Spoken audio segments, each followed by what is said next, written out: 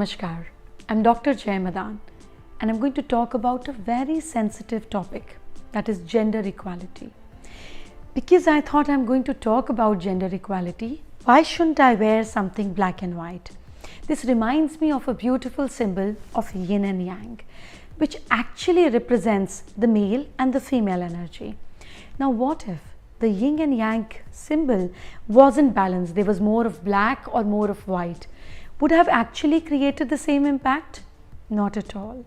This is how life should be, balanced between left hemisphere and right hemisphere of mind. That is how the whole balanced personalities and the balanced societies will be developed when we have balance between men and women, not just in the matters of rights, in the matters of financial equality, in the matters of getting similar structure of payment for the similar kind of job, which doesn't happen. And when we see the world economics, the countries which have more women working or equal women working are more developed.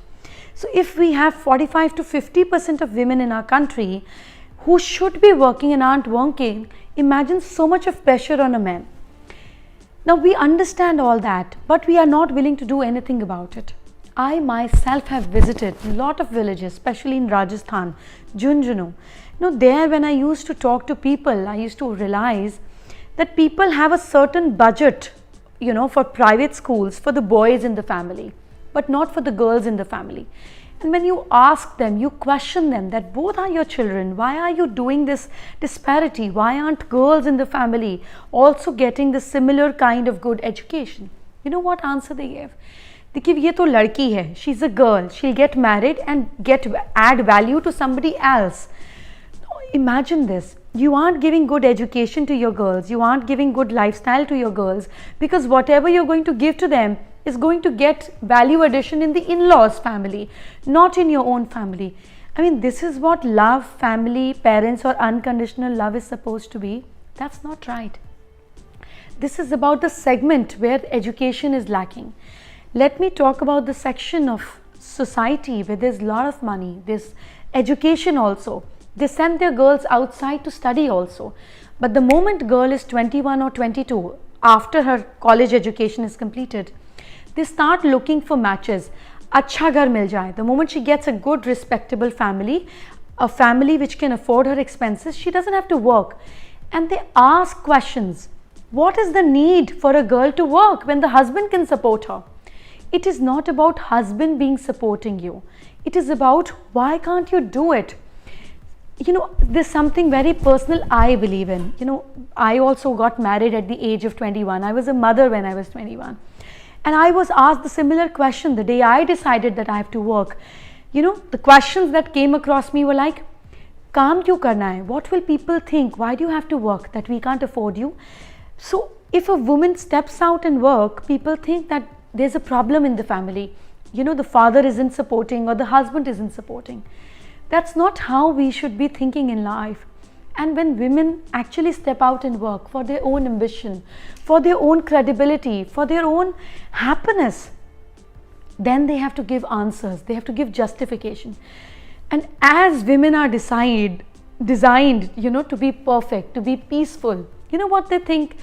We shouldn't work because this is going to raise issues in the family. They're going to be, some issues, or they're going to be some irritations in the family. They're going to be some disputes in the family. And I tell each and every woman, whether you have to work for money or you have to work for passion, whatever might be your reason, whenever a woman steps out and work and she tries to be ambitious, she tries to achieve more than, she's thought to achieve, there has to be some rifts. It's like a train is tracking or is just going on the same track. If there is going to be change in the track, there is going to be some issues, some little discomfort, and that is how things do change track. There is going to be some friction in it and you have to face it, but with complete assertiveness. I tell women, you can be assertive without being aggressive.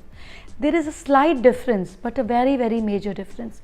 If you are assertive that you have to do it, no matter whatever it is, you need to calm down in your attachments, in your whole system conditioning. You have to break the whole conditioning of being a nurturer to the family. You have to be the provider and the nurturer both. Now imagine, two people are married. They're married in the same system. They're married to each other. One goes out and earn, the other also goes out and earn. She's independent, she's working.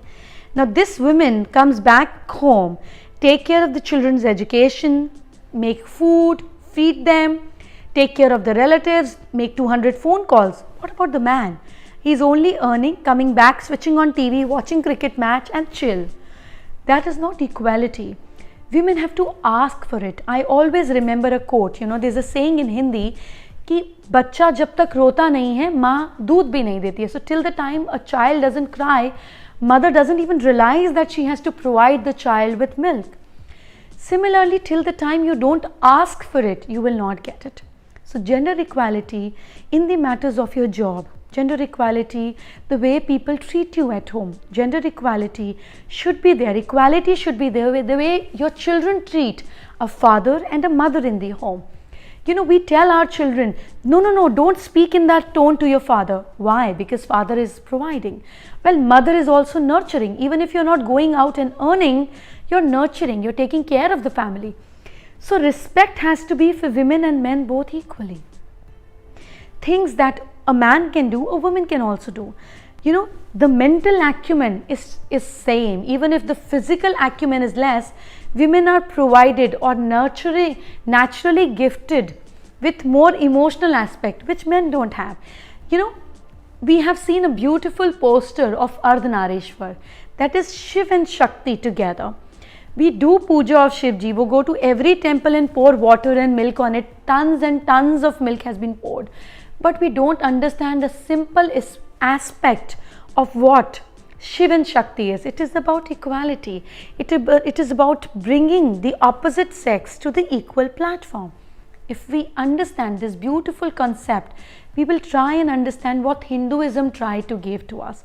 Now there are a lot of other religious barriers also that women get. If you have periods or you're going through menstruational phase, you will not go to the temple. People don't ask why. The problem in our system is that we don't ask why.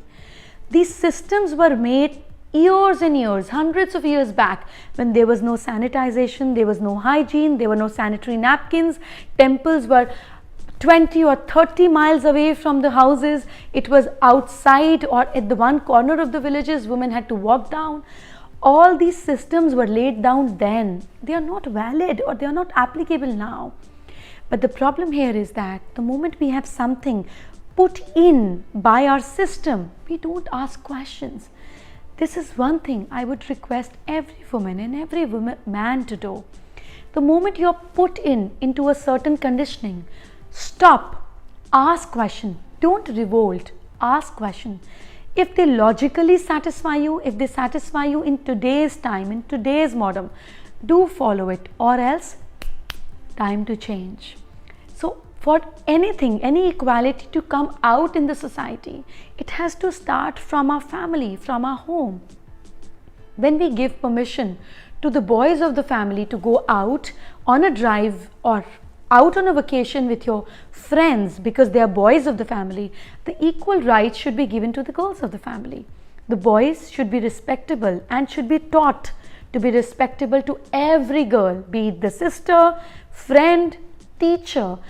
We have to teach our boys to be more respectful, not girls to be more conservative. This is a little change we need to start from today on in our family, from our lives. This is how it will reach out to the society, and only when you will do and talk about equality in your house, it will leave the impact outside. What we experience, and when we say out of our experience, it has a different fragrance. I hope with this we can bring a change in our parliamentary system, into our women who are there as MPs and MLAs. This all has to change, and when we give more seats to women, we give more jobs to women, definitely more women will be educated and will go out and work.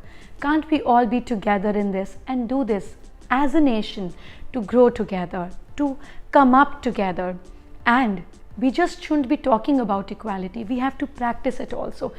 We are the country which believe in giving respect to Devi. And what are we giving to women outside? They are also Devis. So what we preach, what we follow, what we practice, let's bring it to our daily lives as well. Not just let's talk about equality. Think about it, follow it, and make other people do it as well. I hope you have a beautiful day ahead. Thank you.